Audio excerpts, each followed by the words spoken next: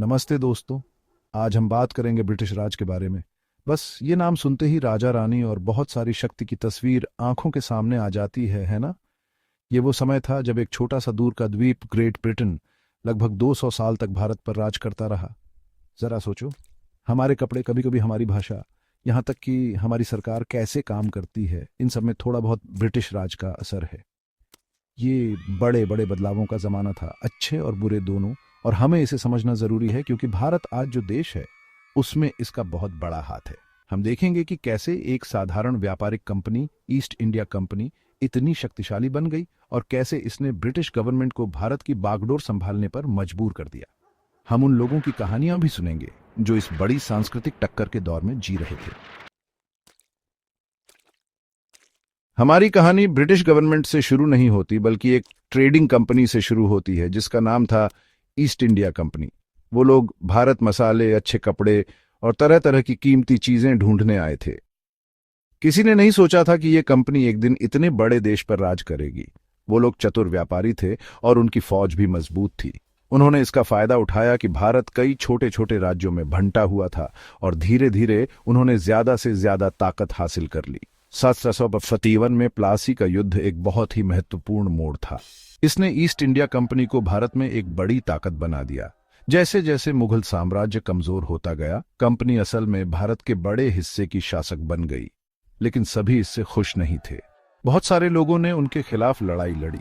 1857 का सिपाही विद्रोह अंग्रेजों के खिलाफ एक बहुत बड़ा विद्रोह था। उसके बाद ब्रिटिश गवर्नमेंट ने भारत पर सीधा नियंत्रण कर लिया और यही ब्रिटिश राज कहलाता है। सरकार ने चीजों को और व्यवस्थित बनाने और आगे किसी भी विद्रोह को रोकने की कोशिश की। लेकिन भारत के अपने देश बनने का विचार पहले ही पनने लगा था। जब ब्रिटेन और इंडिया मिले तो यह सिर्फ राजनीति और पैसों की बात नहीं थी। यह ऐसा था जैसे दो अलग अलग दुनियाएं एक दूसरे से टकरा रही हों। ब्रिटिश अपने जीने का तरीका लेकर आए और इसने इंडियन कल्चर को बदल दिया। यह ऐसा था जैसे दो अलग अलग रंगों के पेंट को मिलाया जाए, आपको कुछ नया मिलता है। कपड़ों के बारे में सोचो, पारंपरिक साड़ी को ब्लाउज और जैकेट के साथ पहना जाने लगा। पुरुषों ने सूट पहनना शुरू कर दिया। यहां तक कि इमारतें भी बदल गईं। पारंपरिक भारतीय इमारतों के बगल में बड़ी ब्रिटिश स्टाइल इमारतें बनाई गईं। संगीत भी बदल गया।